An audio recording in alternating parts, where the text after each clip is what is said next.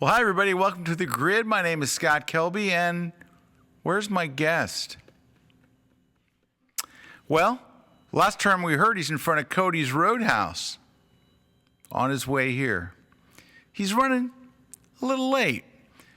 This is the first time in the history of The Grid where the guest who was supposed to be here 45 minutes ago has not made it to the set. That's interesting, isn't it? Well, welcome, everybody. I'm glad you're here. We're going to pretend like he's here. And when he gets here, we'll sneak him in, and you'll never know. And we'll just pull back, and boom, he's there. But maybe he stopped at Cody's Roadhouse for a drink. So before we get started, I just want to say welcome, everyone. I want to say hi to Don and Indy. It's his first time watching live. So thanks for joining us, Don. Fran Hughes is watching in the UK, and she says Glenn's photo walk was awesome. Despite the rain, it was so much fun. Do you know why? Because it's Glenn's walk. I went on Glenn's walk a couple of years ago. You can have fun in Glenn in jail. In fact, we had fun in jail with Glenn.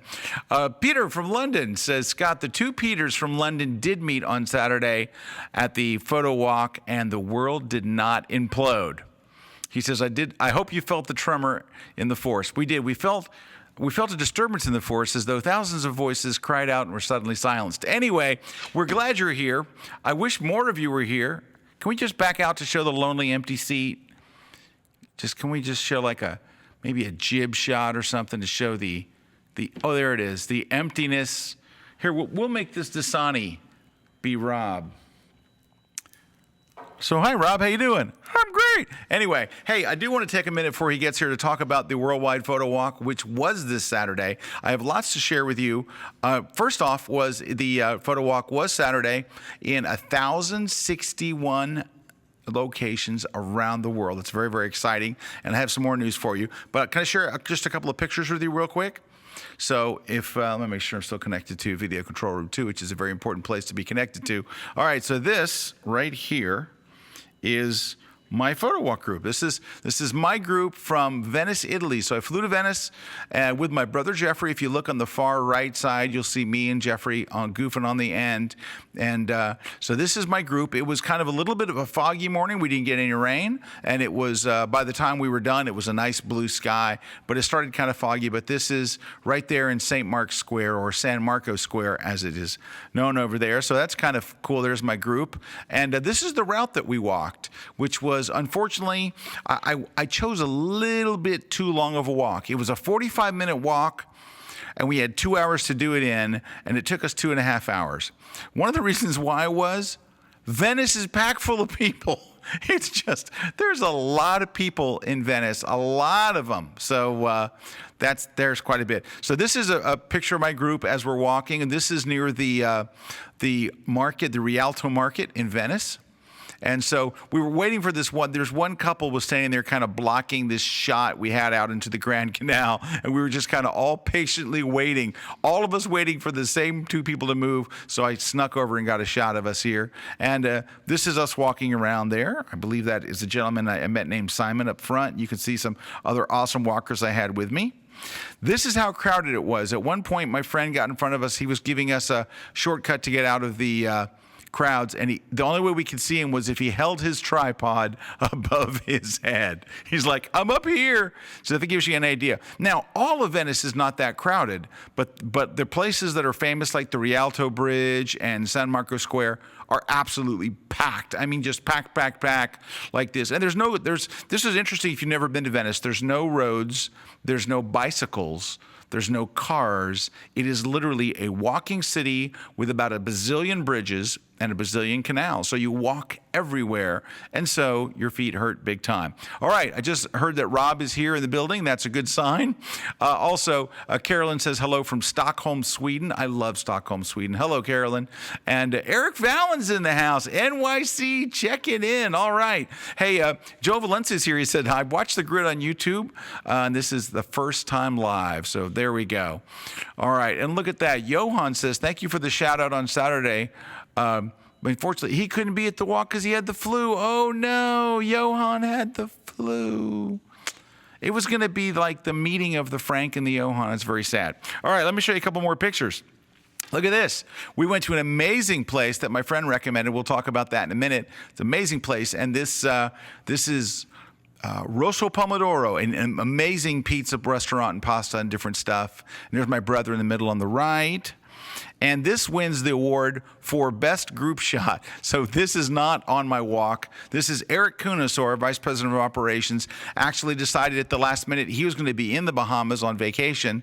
And so that's his daughter Carrie up front. And he put together a photo walk at the last minute, and he had a great turnout, really, really nice people.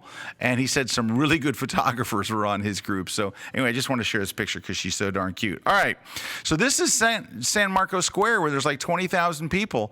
And so why don't you see all the people, and how did we get the reflection and all that? That's tomorrow on my members only webcast. So tomorrow at 2 o'clock, I'm doing a thing for Kelby One members only. I'm going to be talking about all kinds of camera techniques. I'm going to be talking about post-processing techniques. I've got some really, really, really cool stuff to show you tomorrow. Hey, we got the international crew here, don't we? Let's see. Ahmed from Egypt. Willie's here from Ireland. Agata is here from Poland, and Will is here from the Philippines. Thanks to everybody. We love having our international audience. You guys are awesome.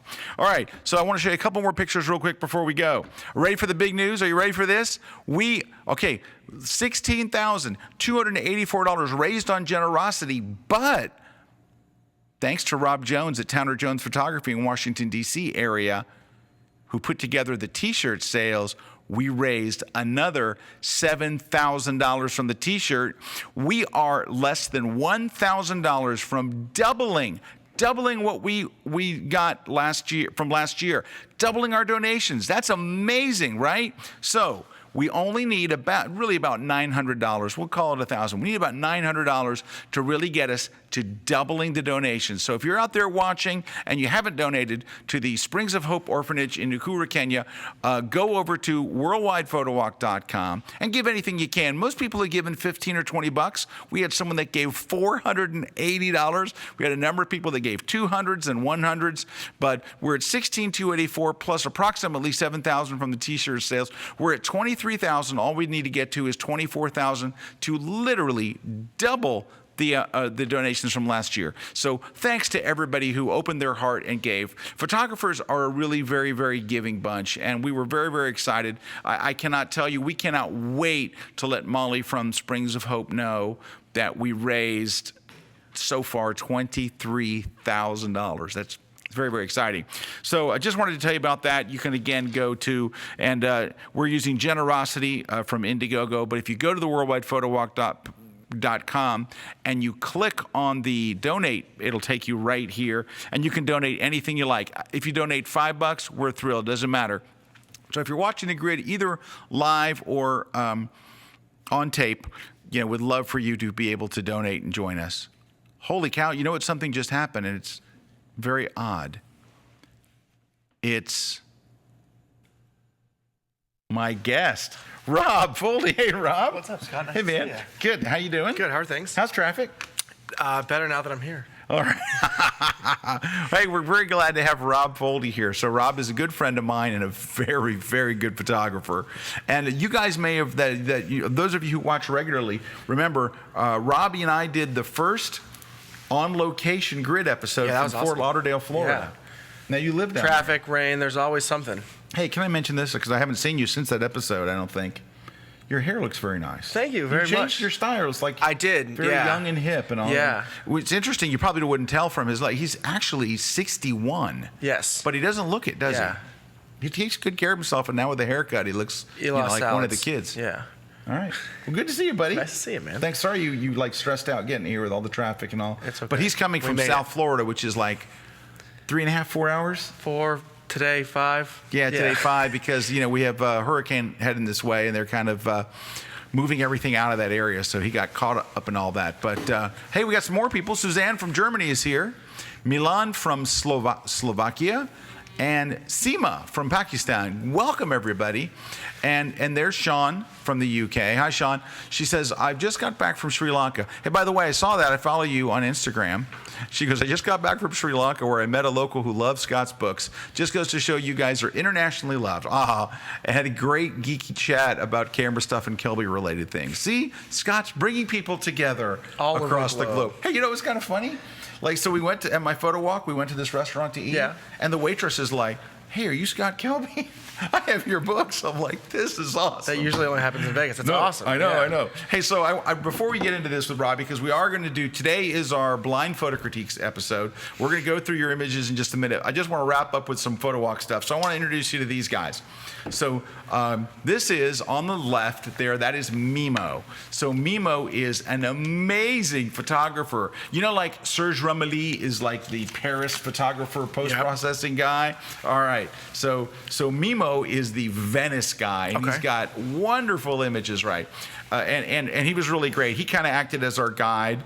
And so he's our new friend. And our other new friend standing right beside him. And this guy he is awesome, wrapped and awesome. His name is Pisco. And he is just such a wonderful guy. And in honor of him, he gave me, look at this cool thing he gave me. Can I see over here on camera too? So he gave me, on the last night we had dinner together. So he gave me, can you see this what I'm wearing here? He gave me this very cool pin because he's in the Army. And he gave me one of these pins that was his pin from his uniform. He gave one to me and my brother Jeffrey. All right, isn't that cool? So I'm wearing it in honor of him today here on the show. Anyway, really great guys, really great photographers. And that's my brother Jeffrey who went with me. And my brother Jeffrey is the guy that inspired me to become a photographer in the first place. And got you shooting Canon. Yeah, well, he shot Canon, right? He shot Canon first. And back when I was a Nikon user, he wanted a camera for Christmas. And he was like really, really embarrassed to tell me he wanted a Canon. And I'm like, you want a Canon? And he's like, well, yeah, I've used Nikon, and I just felt more comfortable with a Canon. And little did I know at that point I would be a year later or two switching to Canon. Yeah. But you're a Canon shooter. I am a Canon shooter. And so anyway, later now he mocks me. He's like, see, I was on Canon first. All right. So a couple more shots here. This is us shooting on location at the bridge there, I can't think of it. I'm so tired. I just flew in. I got in like at when midnight. Did you get here? I just got in at midnight. This is some bridge. There's only two, right? There's Rialto Bridge, and this is the Academia Bridge. There we go. So, hey, Matt Charniski saw I'm wearing his shirt today. That's right, Matt. Check it out. All right. Thank you for the shirt very much. All right. Hey, I want you to go check this out. So this is Mimo, which is, if you find him on Instagram, it's the left guy or the middle guy? Oh, this is the left guy. Okay. So he was kind of our guide, and he is like the Serge Romilly of. In fact, that's how I met him, was through Serge. Okay. He's the Serge Romilly of Venice, and so this is his. Follow him on Instagram. It's Midani _photography_color. He didn't realize that you're supposed to make your name really short. Yeah, I'm sure we'll end up putting that up on the screen. Yeah, I'll zoom in a little bit so you can see. There you go. Because I would not remember that. There you go. Yeah, for sure. There you go. So that's it right awesome. there. But oh, dude, you should see his black and white stuff is off the chain. So this is his color gallery. He has a black and white gallery as well. But you can get links to it from his website, which is right there. Is it the same name but underscore B&W? Probably. Yeah. It actually is. It's his same name. But his black and white stuff is just, that's what his thing is. He's black and white. But let me tell you, he's just awesome. All right. Cool. And so this is his Twitter account. Look at this. He has 9 followers. Can we help him out? Yes. He's like, I don't really use Twitter. I'm like, dude, you got to be on Twitter. And he's like, yeah, I'm not really. I'm like, dude, I'm going to follow him right now. Yeah, go follow him right now. I already followed him. So he was at 8 when I met him. He's at 9. Let's get him to 20. Let's see if we can get him to 20. Let's see if we can, on this episode, get him to 20 live. It's just like what we do with our donations. We could double it. We can more than double it. All right. This is Pisco. This is the night right after he gave me the pin that I'm wearing. And just wonderful guy. These two guys, they made our whole trip. They were just so much fun. Yeah. And they're good photographers. So we had really meaningful talks about photography and stuff. And, of course, gear, which we love, and all that kind of junk. And let's see. And here's his Instagram, Robbie Pisco. And you can see a picture of us where my head's cut off. But no, if you click on it, you see the whole thing. Thanks, Square Previews. But yeah, and this is the whole crew here. This is all of us hanging out. This is after the photo walk. We're all kind of just cruising around, and I took this picture. And I'm going, all right, everybody, cheese. And my brother's like, forget that. I'm going to shoot something. So that's kind of where we wound up there. All right, cool. So that's pretty much it. Johan says, how was your trip to the Dolomite Mountains? Oh my gosh. Those mountains, so they're 2.5 hours outside of Venice. Okay. So Venice is this little island, and it's flat, and it's beautiful. 2.5. You are in the Alps. You're in the Italian Alps. They look like the Swiss Alps. All the homes, everything. You would swear. If I showed you a picture, you go Switzerland. Okay, not Switzerland. Austria. No. Germany. No. I give up. It's Italy. Okay. And it's just stunning, stunning stuff. I'll show you a whole bunch of that tomorrow at our free webcast for Kelby One members only. 2 o'clock tomorrow. If you're a Kelby One member, go look in your email and you'll find the invitation. But that's 2 o'clock tomorrow. Come and join me. I have post-processing tips. I got photography tips. I got more stories. I got lots of behind-the-scenes shots. All that stuff tomorrow. So. Jelly O'Tayers says, what do you think of the Canon 1DC? It's on sale at B&H for under $5,000. I have no idea. So when I was out of town, I was kind of detached from reality. So I will find out more. But I'm barely here at all. But so today. Say with me, everyone. Today, Rob's here. I'm glad you're here, because dude, I was putting plates in the air till you got here, so I was like trying to, with the little sticks, trying to keep them spinning. Anyway, we're gonna take a short break just so I can gather my thoughts. When we come back, we're gonna go through a lot of images today. We had lots and lots and lots of people send in images. We're gonna look at as many as we can. But anyway, there we go. I gotta go. We're gonna take a short break. When we get back, let's just pretend the whole Rob being late thing never happened, and I will not mention it again. All right, see you guys in a few. Don't go away. We're live here on the grid. With Rob, who was late. Hello, my name is Steve Hansen. I'm a professional landscape photographer, and if you're like me, early in your career, you were pulling your hair out saying, how am I going to get my images into the hands of my collectors? So in this class, we're going to go over every aspect of sales. We're going to go from pricing your images to the various ways to market your images to the art of salesmanship, and not only getting your potential clients to purchase your prints, but to believe in you as an artist over the long term so you can have a lasting relationship with your collectors. So check it out exclusively at kelby1.com.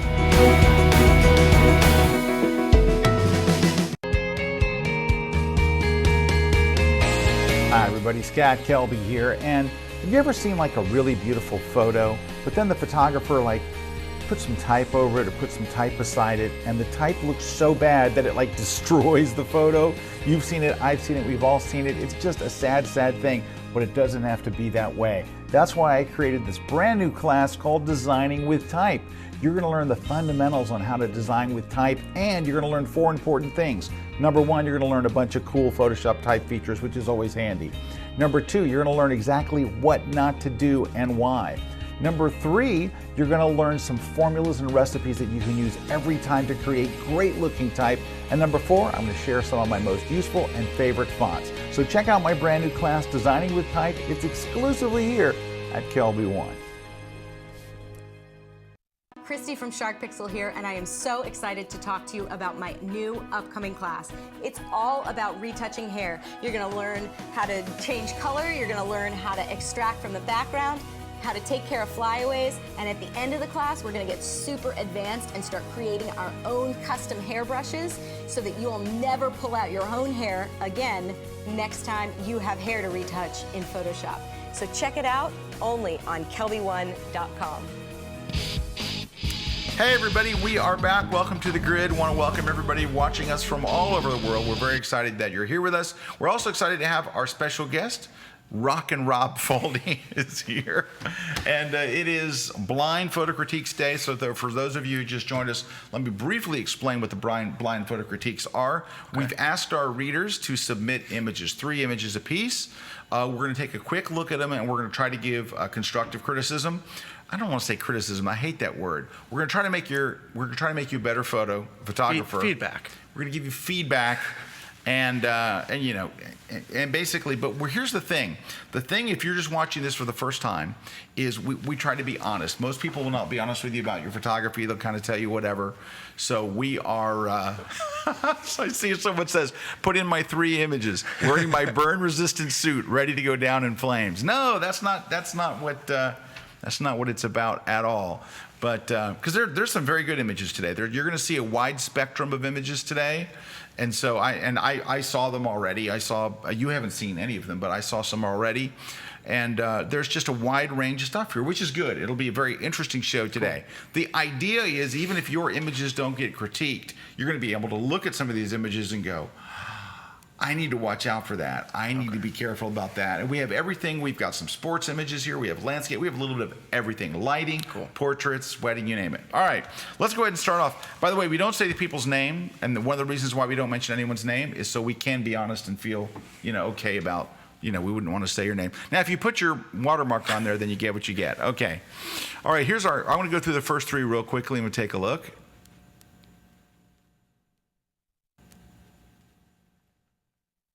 Alrighty, well, these are obviously done in kind of an HDR style. I particularly like this first one. So I'm not certain, but I think this was actually taken in Italy. I believe that this is on top of a thing they called the typewriter, which is a very, very famous monument, a very large monument. You can go up to the roof and shoot this. And this is better than the pictures I got of it, I can tell you. This is very, very nicely done. But it's clean, which I like. It is clean. Something's going wrong here. Yeah, that one doesn't jump out as much. Really HDR-y, in my opinion.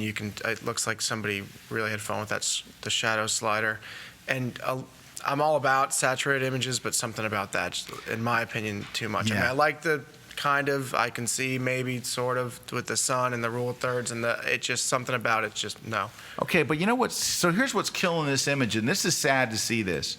You composed the image well. It's well composed. Yeah. There's right? foreground, there's midground, there's foreground, there's midground, there's background. You got a nice sky. You shot it at the right time of day, and then you went and killed it with your post-processing. Right? I mean, at the end of the day, look how vibrant your colors are. All you have to do is take what you've got there. And I'm not anti-HDR on any level. Yeah. But if you toned this down by 50%, you'd really have something. You would really have a nice image. Go back and do this image again. Just go back. Yeah, maybe start over. Maybe the secret's in those shadows that you pulled out. Maybe if you leave those dark and mysterious, that's what it's missing. I don't know, but it's something is off. It's overly vibrant and stuff. Now, here's what's interesting. Your next image, I think, is processed really nice. Yeah. No, this is I like that photo. Right, but can I tell you, I want to give you a hint how you know you're getting into a problem with your HDR. If you look at your sky and you start to see what you see here, which is your clouds have drop shadows, you've gone too far. You've added too much texture and too much stuff there. Anyway, go redo this one again. I think you're onto something. I like your composition style, and honestly, the composition style and all that stuff is way harder to get than the post-processing. No, they have an eye for your sure. problem isn't that I don't know how to post-process. You're playing your amp at like 10. Your amp should be at 7, right? It's just you're cranking Spinal it. Tap. You don't. Yeah, need this it is on not. 11. You do not need to go to 11. But I think that's actually a pretty good start. All right, let's take a look at what we have here. This is our next photographer.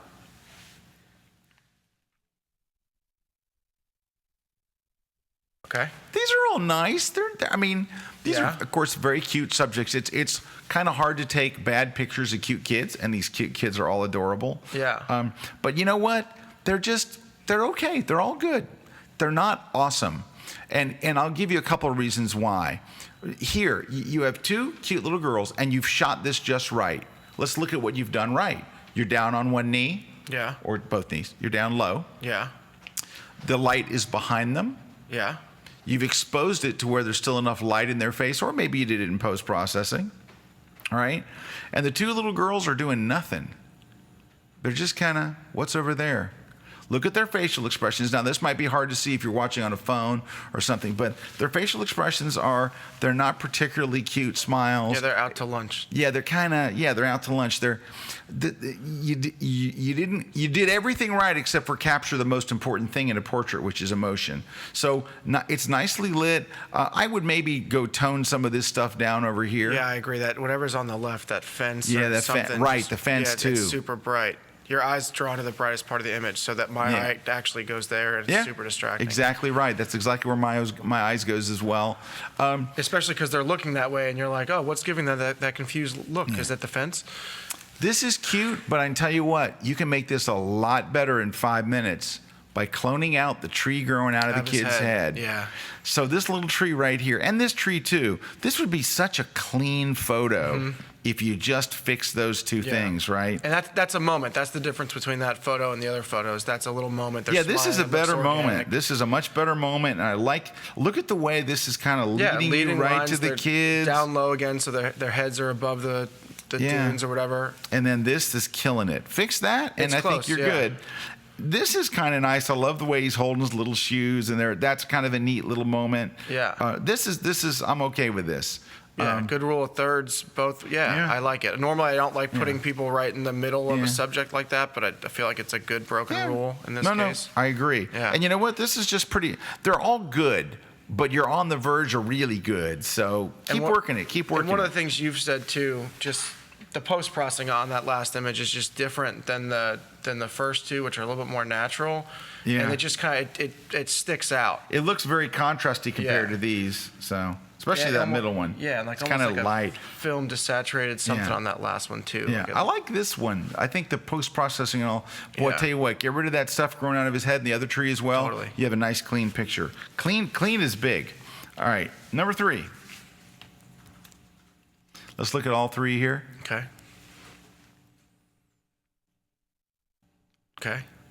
All right, so we have one good image. This isn't bad. Yeah. I like the light on his face. I like the pop of color and the flowers or whatever. He's not really giving you a whole bunch, like facially. Yep. He's just kind of looking over there. There's not a lot of emotion. I wouldn't say he's checked out, but he's not really giving you a bunch. But at least it's carried out well. Yeah, I like the tension. He's looking out of frame. Yeah. I like people looking in frame. But what's going on here? This is. Yeah, that's awkward. This is just bad on all kinds of levels. It's like somebody. Yeah, I don't know. And what's going on here? Seriously.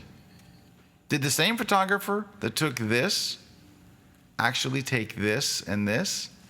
Because this photographer here seems like they understand light. Yeah.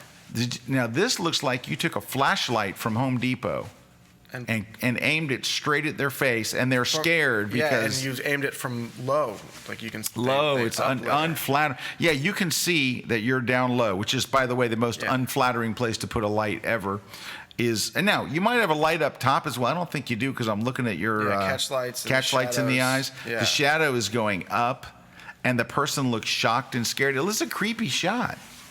So... More of this, and it's too. Yeah, more of this, way less of this, and this. Yeah. What's going on? First off, you have dappled light. You should. And it's not in her eyes. So like if if it was right across her eyes, you could go. Well, that's maybe. Yeah, maybe intentional. But this. I don't know what's going on here. I'm sorry. You need to. So you know what you need to do? Go to 500px and look at portraits. Type in portraits and start looking, because this is. I don't know what to say.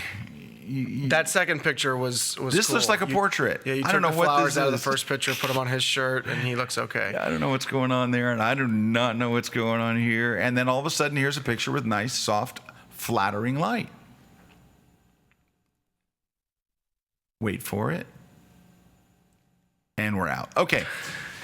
Need a little work there on your portrait stuff. But you know what's interesting is you're obviously capable of taking a very good picture. So it's not sell your camera time or anything like that at all. It's just... And let's just kind of touch again. That photo's good. It's a nice rectangle, good rule of thirds. He's with the exception of his expression, which I agree. If he had something more going on, but I like the pop and the flowers, the whole thing. I had more that direction. What you were thinking when you were doing that. Yeah. Now, I want to give you some credit. You're trying to make something happen here. You're trying to do something. And I've seen it done. And here, bring too. the exposure down 2/3 of a stop. On that other one, bring the light from above instead of below. Yeah. No, on the other one, this one, yeah. If the light was from above, dude, that's if not it was- 2/3 of a stop. That's a stop and a third or something. That's a lot of it's light. pretty bright. That's not going to And be the light's in the flattering to wrong spot. anybody, and it's in the wrong spot, as Rob mentioned. Yeah, so you need some work, but I have hope for you. That's why I have hope. No hope, hope. No hope, hope. Okay. All right, back with you live. Let's take a look at our next one. Here we go. Okay. Yeah. Okay. This is going to sound mean because these are nice pictures. Wait. They're very nice. Go to that last one. It's almost like the highlight alert is on the camera and it's like clipping, like it was a white sky like and then it's it was black. like the blinkies Yeah. are blinking black. I know, it looks weird. I saw this and I thought, that's not taken at night No, because it's not lit. They cut it out and put. But they cut it out and put a black background. No. So, okay, I don't know what's going on there, but I'm going to speak to these two. Okay. Do you know why these two images look really good and this one doesn't? And this is going to sound mean, but I don't mean it that way. These were taken at a workshop. I would bet money that these two pictures were taken at a main workshop. They made you get up early and that's why these they're in the right light. They're taken from the position that you always see in main workshops. Okay. And then this one on your own, I like that you tried to do something creative, but there's like a post-processing nightmare going on here. But these two look like, well, if they make me get up at dawn and we all stand in this row, I'll get a good shot. Yeah. But that's I mean, if for some reason that's not what happened, then really good job on those yeah, first on these two. If that's not what happened, Yeah, if you actually went and made those photos on your own, then those are and you're those are not pretty there nice. with any kind of workshop. Like you got up in the morning and you got dawn and you climbed down there. This is Bar Harbor, Maine, and you went to the national park there that I could normally think of, Acadia National Park. Yeah. And you climbed down there and got this angle. And Yeah, all, those are and you got nice. here. But I'm gonna bet. I would just bet this is definitely. Because there's a workshop there every day. There's Okay. somebody leading a workshop, and those look like workshop images. Okay. And this looks like something bad happened. Yeah, All right. quickly, but but yeah, again, if you did these on your own and you were like, nope, there was no workshop. I just drove there on my own with my family. I got up one morning. Then in that case, I would say you just need a little longer exposure here, so the water's silkier. Maybe you need a 3-stop ND filter to help you out or something like that. And then, hey, look, Peter Treadway says, I just realized Rob Foldy is co-hosting. What a top guy. Oh, thanks, Peter. And then he says he's late again. I guess it's Blind Critiques. I love these shows. Yeah, that's both of us, Peter. Desroy Hitchman asks, how do I submit images? So usually on the day before or the day of on my Facebook page at facebook.com/skelby or on my Twitter page or my Google Plus page, I go, today's the day to submit. And so we're actually a little late this month getting to it. We kind of almost like missed kind of a gap because I was traveling and different stuff. But that's basically how you submit. And we don't give you a tremendous amount of notice, but a whole bunch of people saw it this morning. And they're about once a month. You guys do the yeah, blind once a month. critiques? Once a Okay. month. Yeah. All right. Mark Bax said, I think you're being too kind. I don't like any of them. So I don't know which ones. I think he was talking about the previous set there. Okay. All right. So, all righty. Next. All right. Here we got 1, 2, and 3. You got to straighten your photos. You can't send in crooked photos. Yeah, they can't be crooked in the horizon unless you're going to commit to that. Don't make the horizon straight down the middle of the photo either, like Yeah. some rule of thirds stuff. Yeah, that's so. I think you were really drawn in by two things which are important. You have a very nice reflection, and you've got a very nice sky. But unfortunately, it's just kind of a busy, messy picture, and it's crooked. Don't send in crooked pictures. Come on, it's like the easiest thing in the world. You took a landscape. I understand I shoot crooked all the time, but I fix it. I fix it. You got a program that fixes it, fix it. But you know what? There's a bigger problem here, and it's the same problem that's kind of here and that's here, is none of these pictures are bad, and none of them are really good. They're just like, okay, I was here. That's the best one, and it's crooked. And I was here, And basically, you're all about the reflections, and that's okay, but there's more to the picture than that. Yeah, and I'm all about reflections. The last one, the post-processing is a little bit Yep, over the top. kind of HDR. That middle one, same thing. Horizon's right in the middle of the photo, and to me, and landscape photographers can probably chime in on this, but it almost looks like they shot it too wide, and that whatever that is too far away because it's too small in the frame. Yeah. Like I'd like to see what that thing is a little bit more. And yeah, get the horizons out. Yeah, I mean, I'm all about reflections, but a little bit more rule of thirds, and the first one's the best. Yeah, I agree too, because take a look at your sky here in this photo. This guy's lame. Why are you even showing me this guy? But you split the image in the when you split and put the horizon line in the middle. What you're saying is number one, I put the horizon line where I shouldn't have, and number two, is the sky is just as interesting as the foreground. Look, you know and I know you shot this shot for one reason, because of the reflection. Yeah. That's perfectly fine. But you need to crop this. Oh, I can't open it in camera raw. You need to crop it right where my hand is. Yep. Right there. I don't need to see this black sky. Crop it there and make it a lot more interesting. And I know you want to keep this. I got it. Yeah, and that's cool. Just Get rid of that. And this would actually probably look a lot better as a wide picture instead of a tall. Especially for because some of reason, that whenever dead that space. if you think of that building as the subject of that photo, it's too small in the whole frame. You can't see what it is.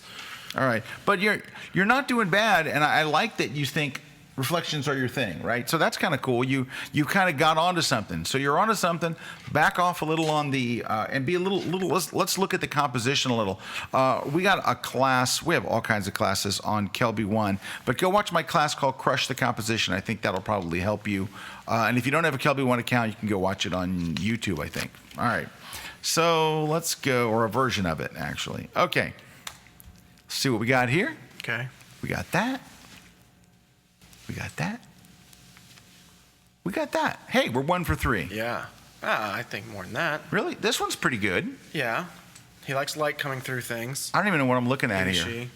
Yeah, that one's the weakest. That's weak. What am I looking at?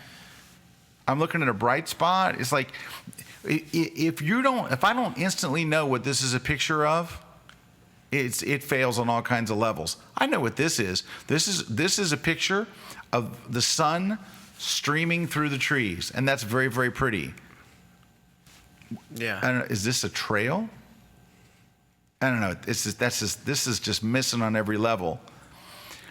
This is another sunbeam thing. Yeah. And this is neat. This is kind of weak. You don't have enough bottom stuff at the bottom. So this up here, dark cloud, that's not helping me. I'd much rather see more foreground. Can I make a suggestion to this person? Absolutely. Look up Bill Frakes on the internet. I think he has a website for it. It's called the Nebraska Project. He shares a lot on Facebook, and like I said, there's a website dedicated to it somewhere. But that's this kind of stuff, but that next level. And I think yeah. Go check out Bill Frakes is an amazing photographer. He's a sports photographer, but he's also into video and does personal projects like his Nebraska work. So go check it out, Bill Frakes. Frakes. Go see his stuff, and that'll help you out. Yeah, that's kind of where this could head to. You see light, which is the most important part of photography to me. So obviously you can see where light's coming from. You know how to diffuse it through the trees. The middle picture is just that's gotta go. Just there's nothing there. All right, but you're on the right track. This is cool. This is kind of cool. This doesn't belong there at all. But that's okay. You're not out of the game or anything like that. Okay. All right. You went on vacation. You have a car parked on a track. And you put a fake sky into Boston. That's Boston, right? That looks like it might be Boston. Yeah. Let me tell you why this doesn't work. Now, I'm just going to challenge you on this one. All the lights of the city are on, right? The whole city's lit. And this is the sky. Why did they turn all the lights on in the city if it's daylight? It looks like you put a gradient in there, which is okay. I'm cool with doing that if you have to, but this whole shot needs to be a whole lot darker. It needs to be something like this. That's starting to look good now. See if you can bring up the highlights in the city.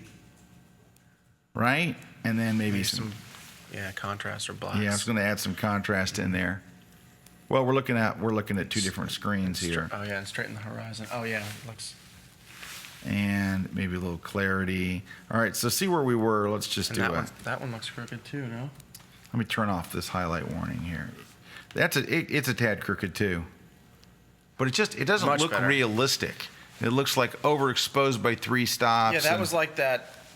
Whatever that church was in the first group that we looked at. Like sometimes they don't look good when you pull up all the shadows. Like this is crooked too, isn't it? It's crooked, isn't it? Yeah, it needs to go that way. Let's go to over here to we're going to go to the transform tool and go rotate. Like about there-ish? Yeah. Right Yep. there. So that's how far off you are on the crookedness. That's not a good thing. You got to fix that. All right. So that one's it's not bad. Just really bright and really bright and bad. Okay, but oh, I'm just kidding. Okay, this is nothing. This is a car parked on a track. that's where when I first started shooting auto racing, which I don't do a lot of. We shot a race together. We did shoot a race together, and that's well, we were shooting for different people. I was shooting for the state. Right? Anyway, but yeah, there's a lot of things I would change about that. Like Scott said first, he's parked, so your shutter speed's too fast.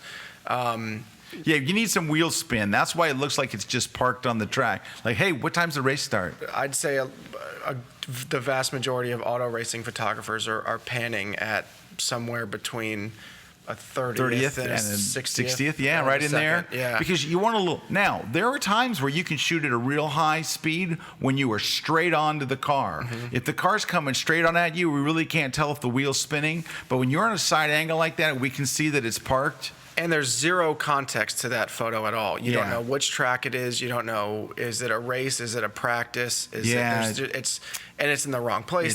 That's not a, you could take that from your, so that guy could be parked on a practice in the off season. You can make that same picture. And this is just kind of a snapshot on vacation. It's a colorful, nice place, but it's not much going on there. It's just kind of iPhone shot.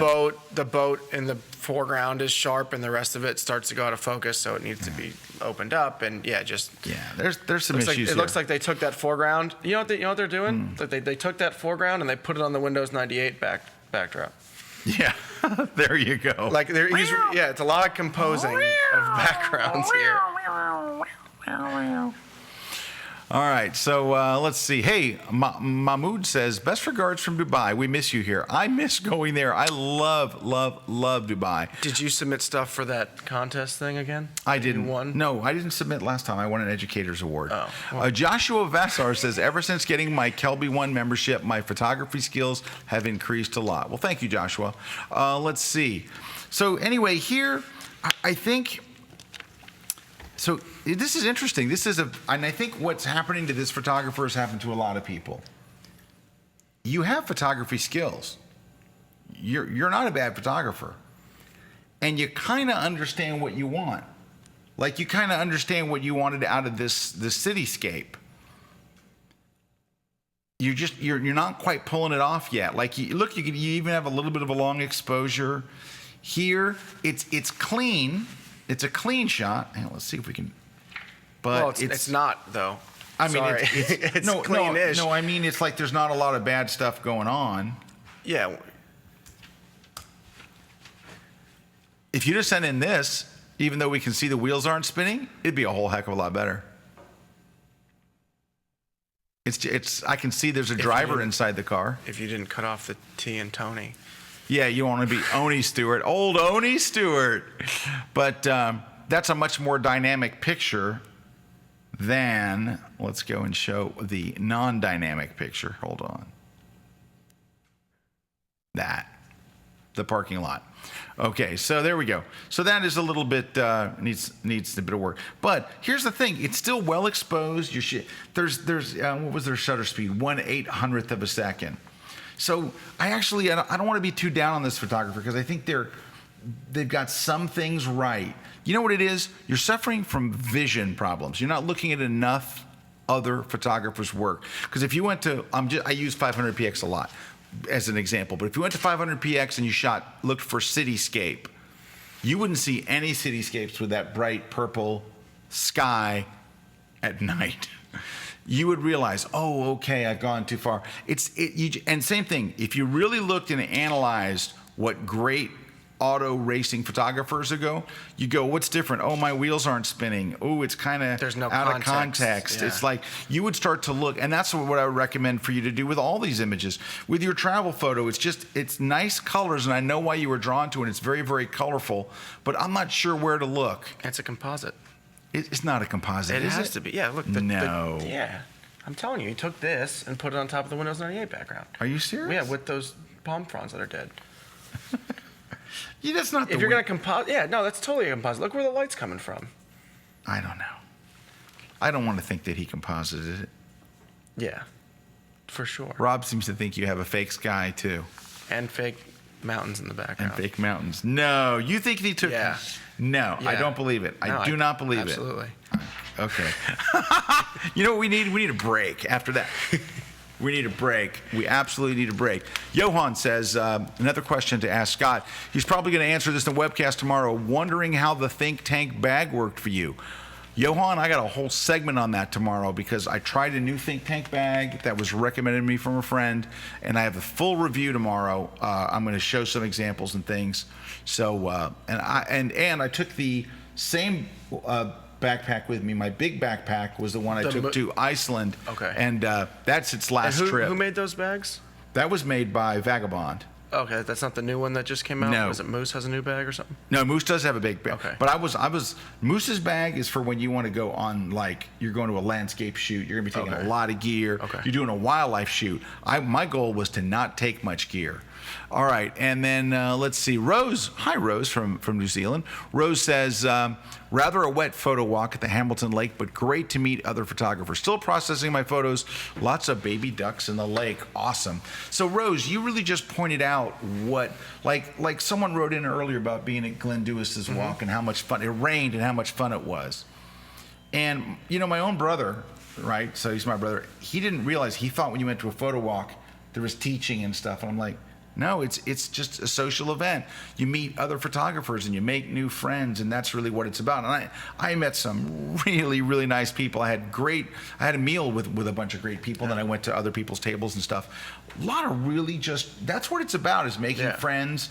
And we all need friends because, you know, photography can be very lonely by yourself. And our loved ones are sick of hearing us talk about f-stops and new gear that we want, so you have to find people that you can that care. My daughter will say that. You're not going to talk about cameras tonight, are you? No, sweetie. We're going to talk about online training. We're going to take a short break. Me and Rob are here. We're going to look at more of your images, and as soon as we come back, don't go away. Well, hi everybody. Welcome to 10 Essential Techniques Every Landscape Photographer Needs to Know. My name is Scott Kelby, and we're on location in beautiful Cannon Beach, Oregon. So we're right on the Oregon coastline, and it's just a gorgeous, gorgeous day, and it's a perfect home for what we're going to be doing in this class. And we're going to be covering an awful lot. We're going to be covering everything from gear, from camera settings, for accessories, how to set everything up for maximum success, and we have a lot to cover. Come with us on this journey as we take you through the entire process to help you make the best landscape photos you've ever taken.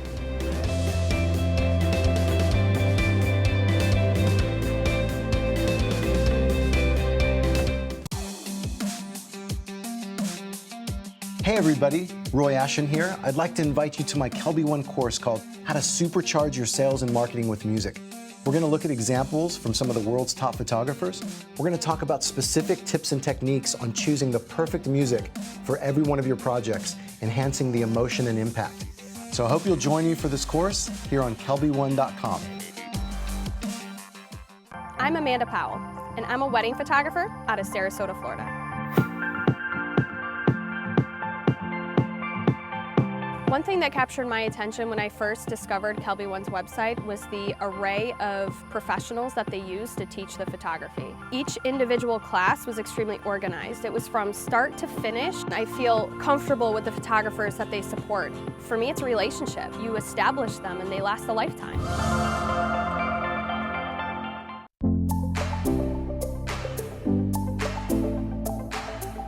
Hi, I'm Josh Halfdell. I'm a senior product manager at Adobe that works on mobile photography solutions. We're going to talk about how to use Lightroom Mobile, Lightroom Web, and Lightroom Desktop as part of a mobile photography solution. We're going to use Lightroom Mobile to import, organize, edit, and share your photos, and show you how you can use it as part of Lightroom Desktop and Lightroom on the web. Let's get started. Hey, we're back, everybody. Scott Kelby here with Rob Foldy. DJ Robbie Rob. Hey, I just want to mention real quick, I'm going to be in Charlotte, North Carolina on Monday, October 17th. You don't want to go to work on Monday, do you? Never. No. Come and hang out with me. It's my Shoot Like a Pro Reloaded tour, so it's part 2. If you went to part 1, come on out. If you didn't come out to 1, about half the people that didn't come to the first one. Come on out. Tons of fun. $99 for the day. It's brilliant. It's awesome. You'll love it. You'll feel the love. You'll be the love. You'll make the love.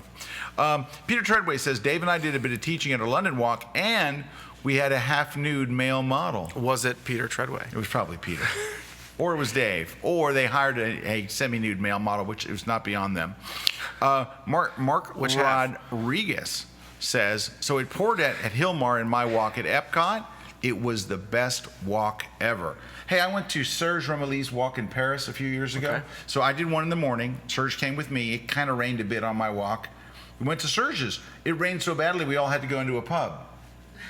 Darn. But then it cleared and it was beautiful and we had a great time. So it's, you know, it really, in fact, in Rome, I had to cancel my walk. And I said, so look, the walk's off. It was raining like you couldn't believe. I said, let's just meet up at the restaurant. We went to the restaurant, had lunch. Then it cleared, so he said, let's do the walk. So after lunch, we went and did the walk. It was awesome. All right.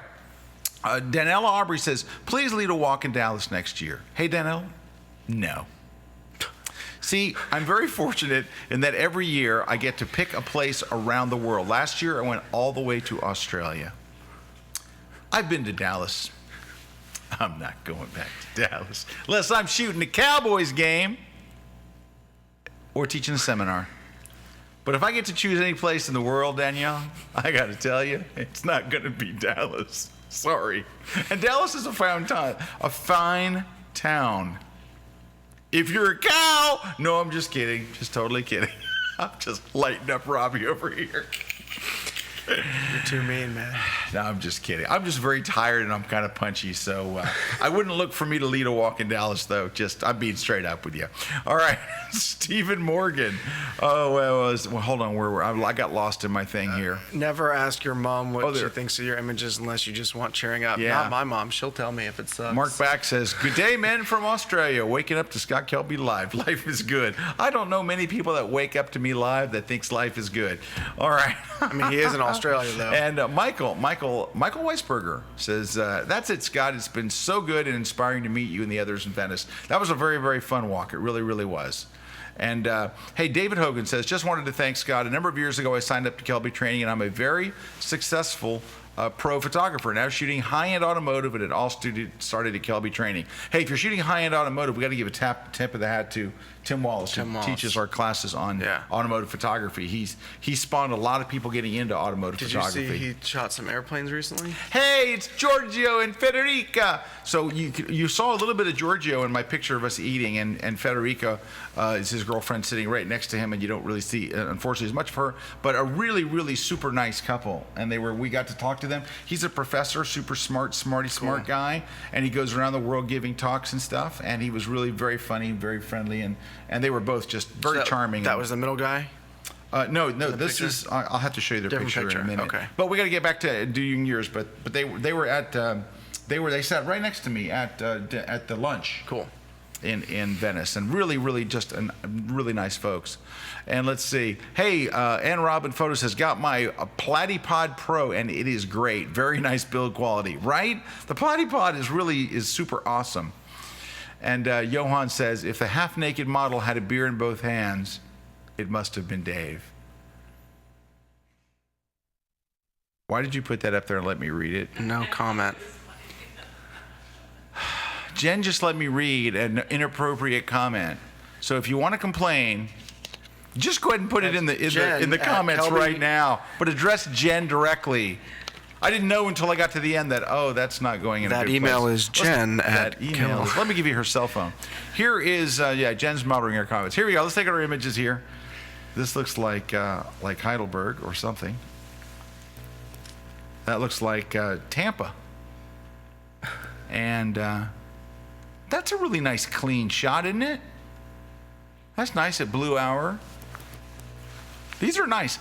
This one, it's okay. It's just a little busy. And I know that you like the reflection. The reflection's nice. A lot of reflections today. Is that? It looks a bit Budapest. I don't know. But that's nice and clean and black and white. I like the cropping. I like that a lot. I like your post-processing. I like this a lot. That looks like very quaint and kind of... It's crooked. It's crooked. I know. It's a little crooked. We're having trouble with that today. Yeah, obviously the second two I think you're good. I would look for something to replace this bad boy. It's not bad, but you're better than this. You're this. That's really good, and that's an interesting angle. I know right where you took it from. It's really you picked an interesting angle, and that's nice, and that's really nice. And this is just kind of. Was it what? But you're good. You got the. Is it on the tour? Where do you go over the painting clarity to make the streets look wet? Is that? Well, I teach it on my tour. I've done it on my travel class. Those streets could benefit from a little bit of that. And I just did this. I just showed the trick. Well, I haven't released the class yet, but I did a class on Lightroom tips, like an updated, like my latest Lightroom tips. Cool. I don't think we've released the class yet, but I recorded it right before I went to Italy. It's this week. Ooh, it's this week. Tomorrow? Today? It came out today? That's Thursdays. Yeah, sometimes we leak it out at night. Yes, we leak it the night before. Sneaky, so that when I sneaky. do New Class Thursday on my blog, it's already out. Anyway, hey, guess what? Hey, do we have a promo for it? That's a good question. I did one. Did anyone do it? I don't know. Oh, is this the promo? No, it's just a class. That's not a promo. All right, anyway, that's it. It's my new Lightroom Killer Tips. So there you go. Yeah, so watch that. Take that. Paint in the clarity. Paint in the clarity. Okay. So, all right. Maggie Miller asks, when will the Nikon D500 course be available on Kelby One? Jen? We look to her for everything. Jen? 2 weeks. 2 weeks? Yep. 2 weeks, Maggie Miller. D500 coming up. All right. Oh, there you wrote it right on screen. 2 weeks. Sorry. All right. So anyway, this photographer, I think you're real. I think I like where you're going. I think you're better than that one photo on the end there. I think you're better than this one. It's not bad. It's out of character with the other stuff. I think but you got the goods to do better. That's good though. That's not really a complaint. Oh, here comes your favorite. I saw it. Oh, your favorite. Oh, selective color. Oh, come on. I think I saw that in IKEA, but the top of the scale wasn't cut off. More reflections. Today's reflection day. It's Reflection Wednesday. Let's reflect, Rob. Let's reflect.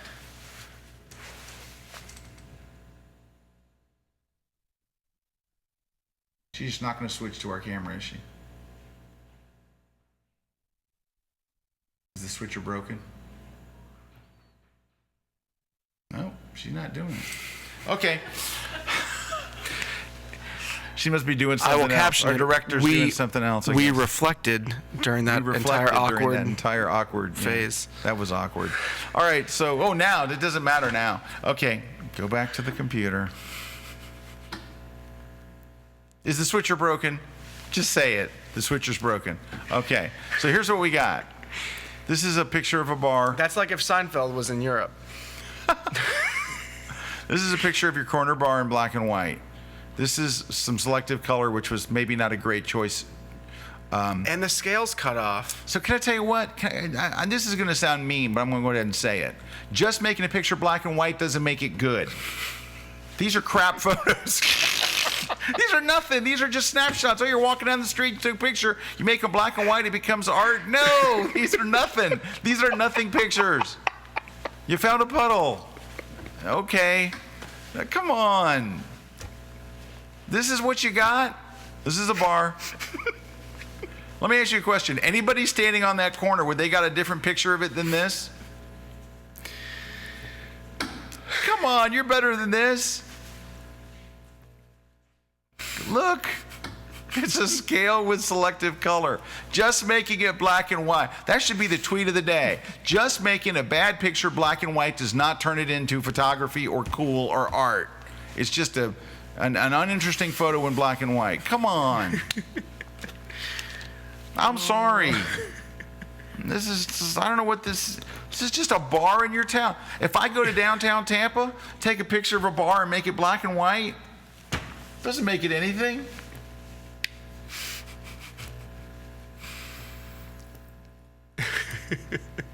Rob, you got any comments? The third one almost has potential. The third one only has potential because of the reflection. It's not an interesting subject that's in the reflection. It's not shot at a low enough angle.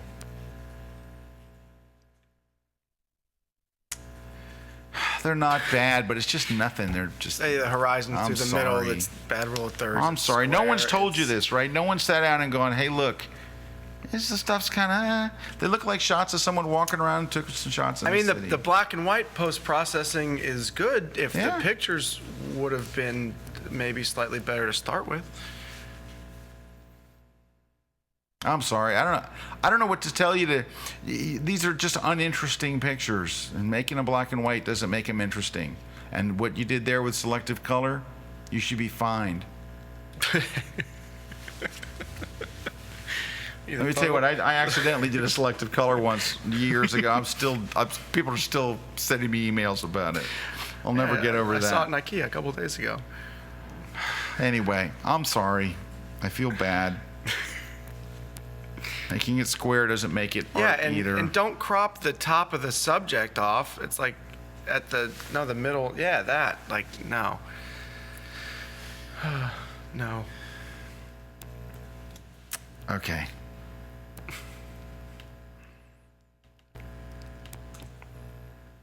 Well, that's nice. Budapest. It's kind of a nice shot. I like the sky. I like the treatment of the sky. A little bit of a long exposure. That's nice. Yeah, good leading lines. The tree's kind of but I mean, it's nicely composed and nice lake. I don't hate it.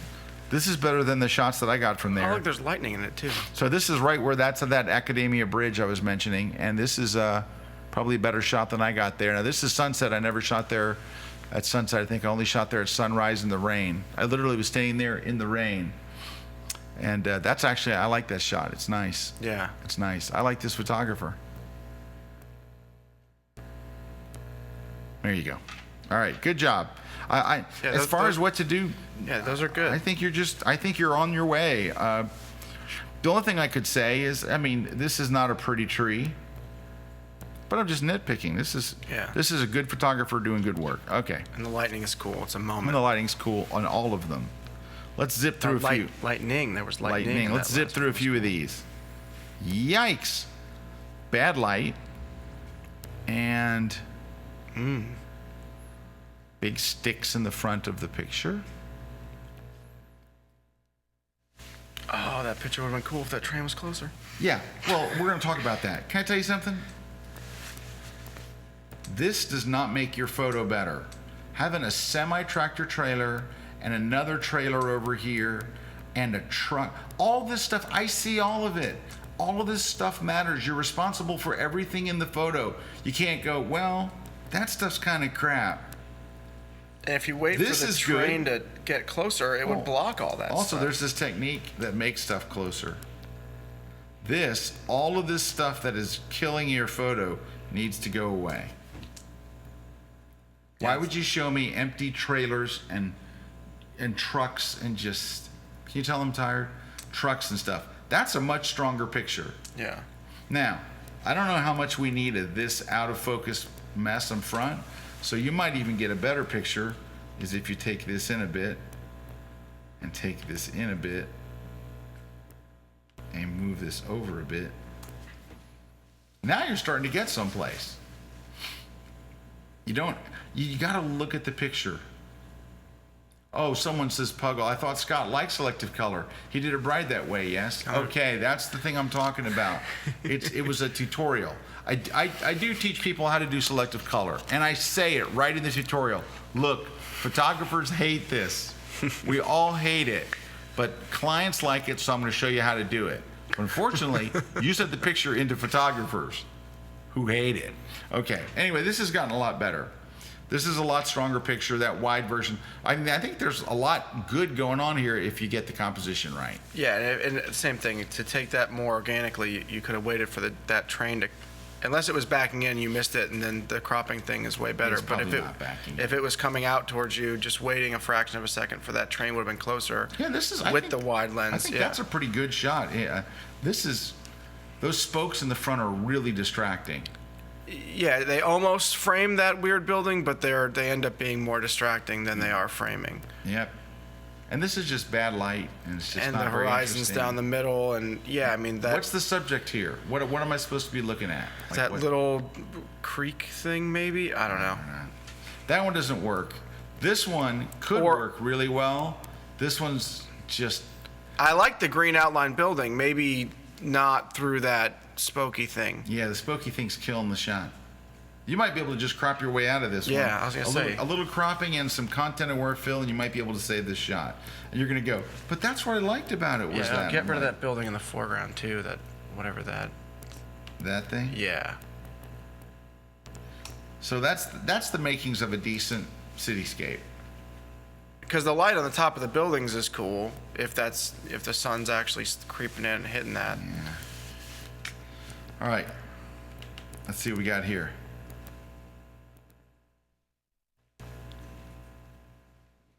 All right, I'm 1 for 3 on this. So I think that's nicely done. This posed shot and lit, I think that's actually pretty nicely done. This one, the unfortunate part is, it's just not a great moment. It doesn't look like he looks like he blocked most of the. Yeah, there's no. Yeah, it's not the moment.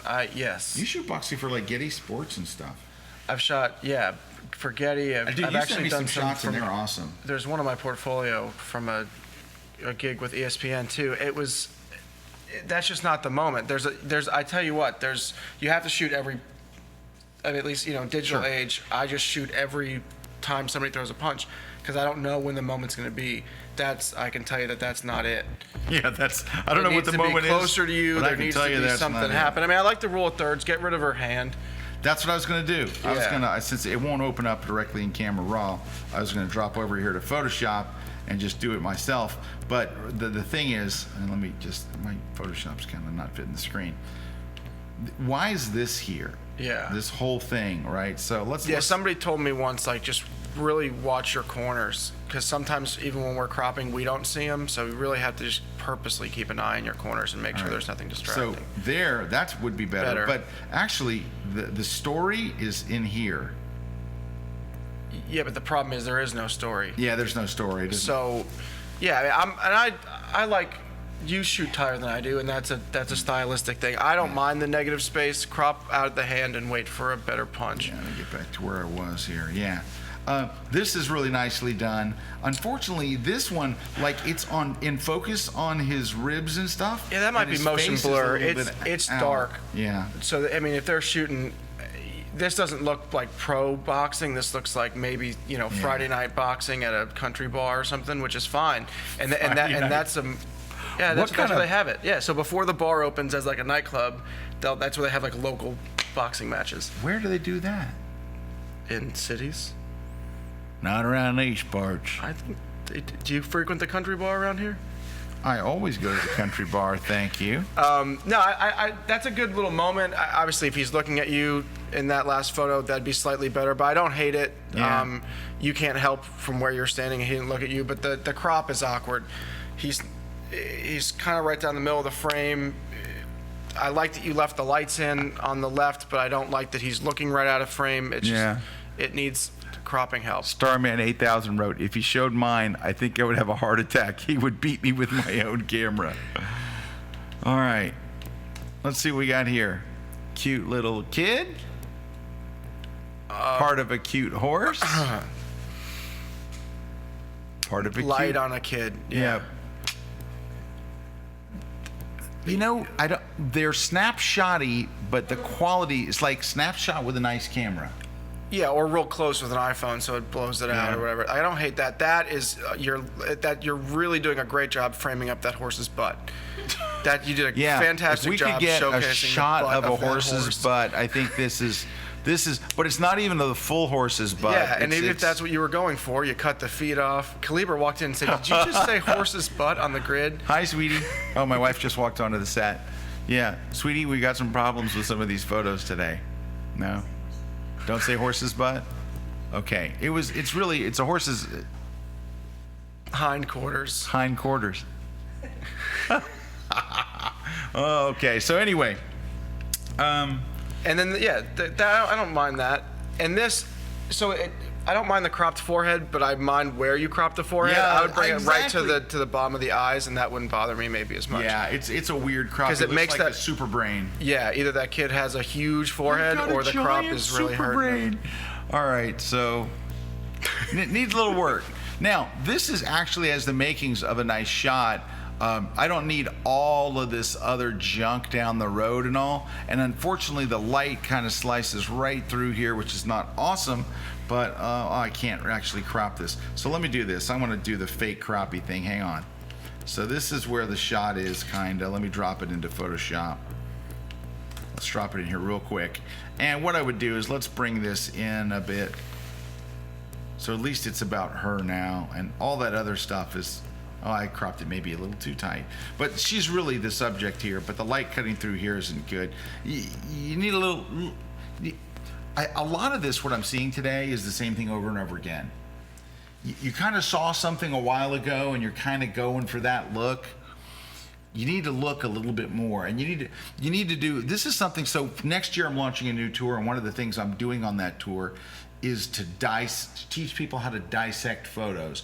I want to make this kind of photo, and I'm going to break it down and show, well, this is what makes this. I think a lot of people get, let's say that there's 6 things that make the photo. A lot of people are getting 2. Little girl, and she's out in And oh, look, it's a nice light. yeah, and they're getting little pieces of it, but they're not putting it all together. All right, we're gonna look at a couple more, and we're gonna have to wrap up because we're already over time. But yeah, I didn't encourage that person. You're on the right track, except for the middle. I like horse this. I like this a lot. I love the composition of this. Yeah. A little bright over here. I would tone that down a bit, that side, but I like the image a lot. Overall. Overall. That's Okay, nice. yeah. There you go. Nice light, interesting gesture. That's nice. That's nice. So Yeah, I'm I don't know if you did that in post or if the sunlight actually threw the light from that book back I up think into his face. that is reflective. But that's nice. This is nice, and Yeah. this is nice. So I think you're really onto something here.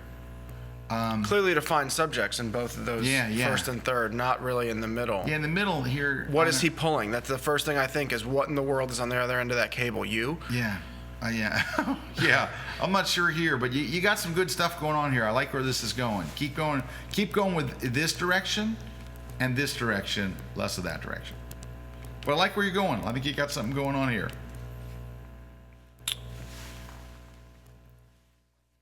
Okay. Cute little kids with a massive vignette. Yeah. That person likes the vignette slider. And that is a moment, I guess. These are nice kind of snapshots of your kids.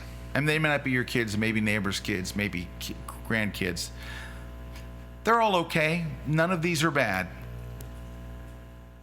And none of these are awesome. Now, I'm sure the parents of these kids, if you shot them for somebody else, loved them. Let me tell you what, you can barely take a picture of my son or my daughter that I'm not going to love. But it's because it's my kids. As someone who's not attached to these kids, that's a little boy, and that's a little girl, and that's a little girl drinking water. You know what I mean? They're not captivating. They don't make anybody say wow. They're not going to make anybody say wow. That's like, oh, that's cute. That first one's close. The first one's the best one. Almost a moment, but it's awkward. It's her eyes is a little bit awkward, and there's. And whatever that thing is on the, even though you've vignetted it a lot, whatever is on the left, is that a car Looks that they like a vignetted car. out is super distracting, and yeah, that's vignetted a lot too. Yeah, I keep sending everybody to 500px to go look for images, but you can see some images there where you realize, wow, there's a whole nother level of kids photography. But that's what it is. Those are nice pictures of your neighbor's kids and stuff. Here's 3. 1. Okay. 2. Okay. 3. Number 1, roll your dog over. I don't need to see that angle. Roll that dog. Yeah.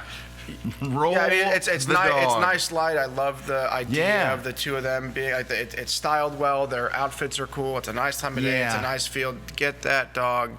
Wait for a better moment with dogs. Stephanie says abuse of vignette for the last one. Yeah. All right. Yeah. Yeah. Roll. Watch the Kaylee Greer class on Yeah. how to get dogs to look good in photos. Yeah. And oh yeah, Kaylee Greer's got some great classes. That needs, it's close though. It's a good it's like styled well, good moment. Just better. You need better dog moment. all right. Unless you're putting this on the cover of a magazine, there is way too much headroom in an empty blank sky. Yeah. So there's a shot here. Oh, it doesn't have the camera raw setting. There's a shot here. This shot's about them and the mountains and So yeah, the just grass. bring that thing in, hold shift, and just come in on them. Yeah, I'm gonna go and do it real quick because we got, because we're like, why did that launch? Okay, here we go. I love when I errantly click on stuff. All right, so here's what I would do if it were me, and it is. I actually think I might even flip it this way. Now that's not a perfect crop, but that's what the shot's about. It's not about their feet. It's not about the empty sky. Yeah, and if you want some negative space, more Yeah, where you could. started, but not- Yeah, I just kind of threw up whatever. But I think even just an errant crop like that would make it stronger. Mm-hmm. But I think if I actually took some time and, whoa, don't do that. Flip the crop, and found a better way to, and like if you wanted to put them over here or something. Yeah, they're dead center. It's not an awesome place. All right, Juan is starting to walk around, which is not a good sign. Juan says that when he wants to go home. We got to wrap up here. Let me just see if there's and.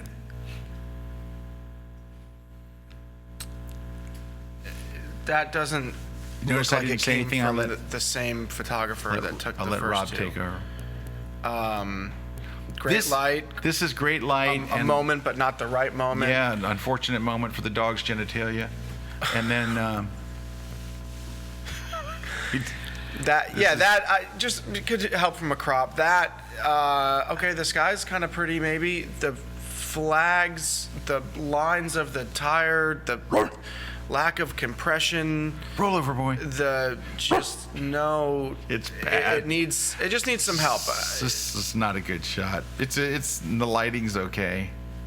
Your subject's giving you absolutely zero. Yeah, her pose is, she's just straight. It needs some work. Yikes. Yeah, it kind of almost looks like you just said, here, I know this is going to be awkward, but hold this umbrella. Yeah, do everything. Make everything awkward as possible. Stand awkwardly, wear awkward clothes, hold Hey, an when we awkward run over umbrella. like this, can I just say something to my crew? When we run over like this, one of the main reasons, besides I talk too much, is that there's not a clock up there. Oh, you have a clock, you just decided not to turn it on. Oh, that hurts. Let's move on. You know what that happens? You know what that creates? A long grid. Okay. Okay.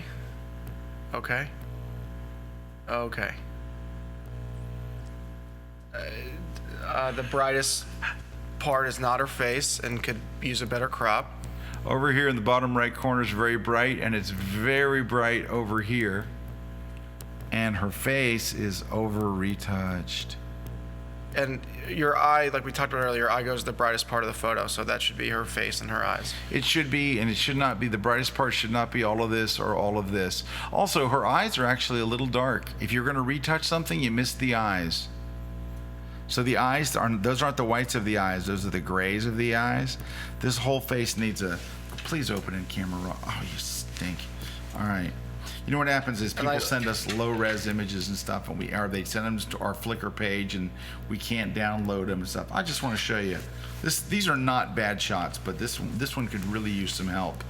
And the first thing I would do is to darken a lot of this up. But she really needs. Let's go here to camera raw.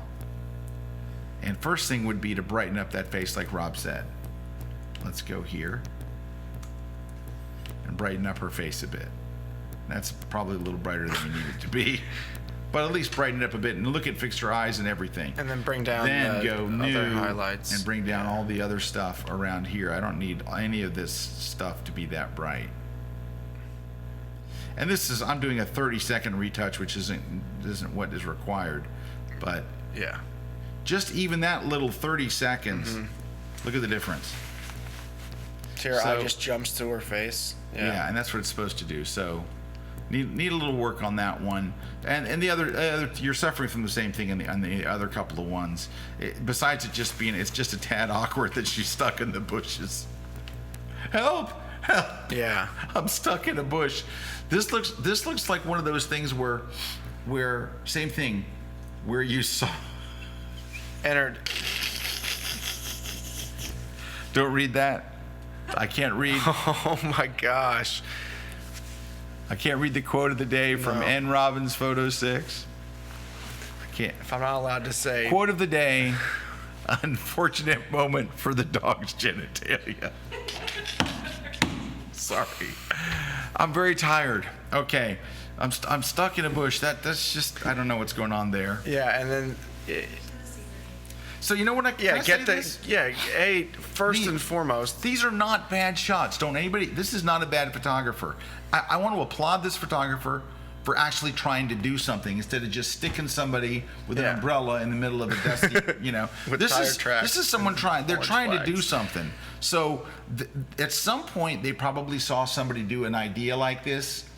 You need to just carry it a little further. Yeah, just look, because. Yeah, slightly better light, better crop. This isn't far off. But it's not terrible. And you're trying to do something here. And have her take her hair tie off of her wrist. That's a 30-second, if not 2-second thing right fix. here? Yeah, when you're shooting, just say, "Hey, your hair tie's on your wrist. Take it off." And you need to do a little retouching, and you need to work more on the like this one doesn't have retouching in the eyes. Yeah, got to work on eyes. The brightest part is her elbow. But it's not bad. This is actually pretty good stuff, and I like that the photographer's trying to make something happen. All right, we're gonna look at one or two more, and we gotta go because we're already over time.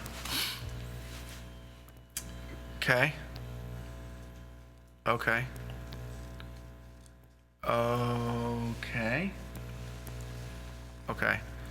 You know what's hurting here? The backgrounds are all too dark. The backgrounds are all too dark. You're not letting enough ambient light in, and that makes your background black, and it makes your shot look overlit. Yes, and I like what you're doing. I understand that's difficult. You can see where the strobe is in that photo. He's still jumping right in front of that tree, which is awkward. But it's a cool idea. You got the guy to jump. You set up a light. You're working hard to make that photo, which is cool. Next, real quick, just because I think we're out of time. Is that a composite images, or were they really playing in front of that awkward fence? Or I think they're playing for the awkward fence. Okay. The light on them doesn't match the light on the field. It doesn't look natural at all. It looks really lit. So you know what'll help? Lower your shutter speed. So lower your shutter speed. Your shutter speed is going to let more ambient light in, and your flash will freeze the players to some extent. But yeah, I think that's where. And it's a cool idea. It's well phrased. You can read the name of the team. It'd be a great shot to use for marketing for that lacrosse team, but it's not quite there. I don't know what's going on. I'm so lost in this photo. You lose his hand. Why is he cutting a beer bottle? I'm confused. I'm lost in this thing. All right, so Facebook is going to cut our stream in 4 minutes, and now it's probably 3 minutes. So we're going to have to roll out of here. I want to thank Robbie for coming. Thank you for coming. And hanging out with us for most of the show. Oh, you missed that. Rob showed up late. I wasn't going to mention it again, but I just did. Anyway, but thank you guys. I also want to give a shout out to all of our friends in Venice who came out to my photo walk and enjoyed so much meeting everybody there. And of course, Mimo and Pisco, my buddies in Venice. Thank you for making my brother and my trip so much fun. Thanks to everybody that participated in photo walks all around the world. Keep an eye out for emails from us and follow the Kelby One accounts. And we'll have lots more because we have the contest portion of the thing now. And remember, we're only, you missed it, did you hear? We are only, I'm talking to my wife, Calibra. I know you're not supposed to do that on the air, but we're not really on the air. We're less than $1,000 away from doubling last year's donations for Springs of Hope. doubling it, right? So go over to the Worldwide Photo Walk, click the donate page. Do we have time to check that guy's Twitter? Did we get him to 20 followers? All right. Yeah, thanks to our crew here, Jen and Juan and Meredith in the directorial booth. And Rob, where can people learn more about you? Social media, my website, robfoldyphotography.com, Instagram. Dude, that's a picture. Thank you. Instagram, it's at Rob Foldy. Or they can click all your follow him everywhere on Twitter. I follow him everywhere. Follow him everywhere. That's good light. Let's get me to 20 followers. Let's get him to 20 followers. And thanks to everybody. We'll catch you guys next Wednesday. Am I here next Wednesday? Somebody will be on the grid next Wednesday. Nah, I'll be here. I'll be here. Somebody. Thanks, everybody. Take care. We'll see you next week. Thanks, Robbie. See ya. Rob Foldy right there. That's him. He's here now.